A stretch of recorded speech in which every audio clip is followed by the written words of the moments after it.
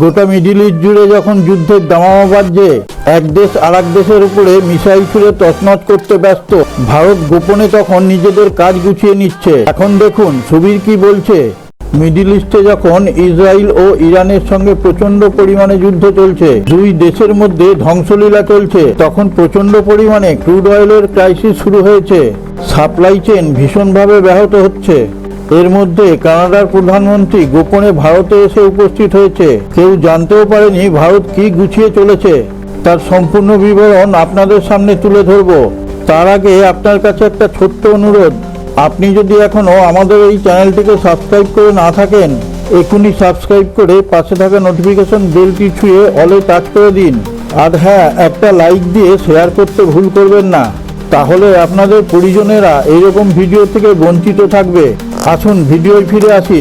2026-এর কথা ইতিহাসে লেখা থাকবে। একদিকে যখন মিডল ইস্ট যুদ্ধ ব্যস্ত, প্রত্যেকটা দেশ তখন তাদের দিকে তাকিয়ে আছে।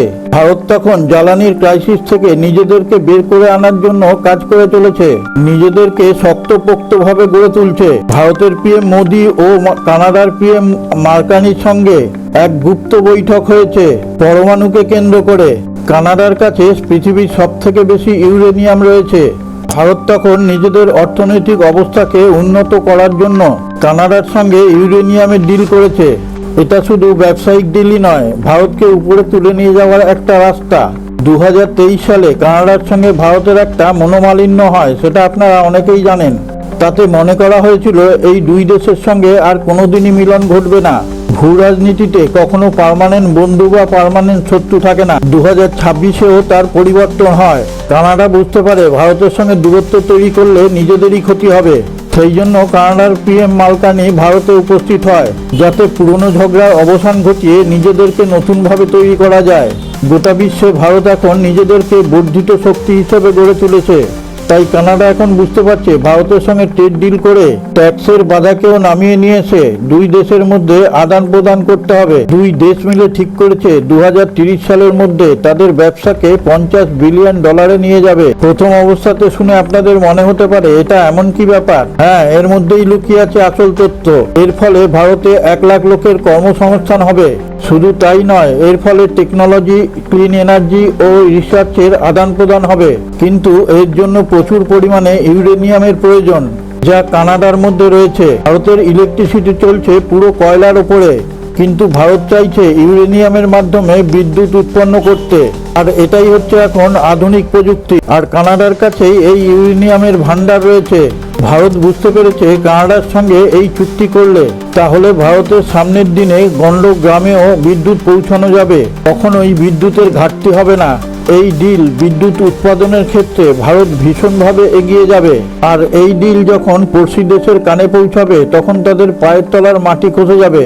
এই মিটিংয়ে কানাডার আন্তঃরাষ্ট্রীয় বিদ্যুৎ মন্ত্রী মনিন্দর সিধু ও ভারতের বাণিজ্য মন্ত্রী পীযূষ গোয়েল বাণিজ্য চুক্তি স্থাপনা করে। এই চুক্তি ভারতের ভবিষ্যৎকে এগিয়ে নিয়ে যেতে সুনিশ্চিত করবে।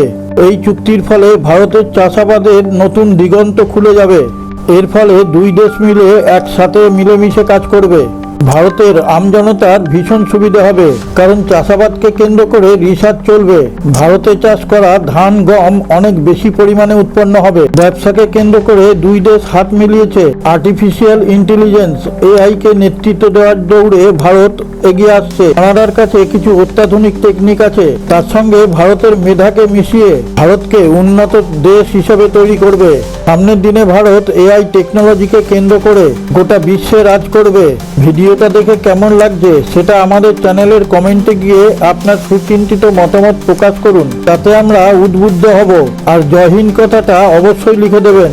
সারে জাহাঁ সে আচ্ছা হিন্দুস্তান হামারা হামারা, সারে জাহাঁ সে আচ্ছা।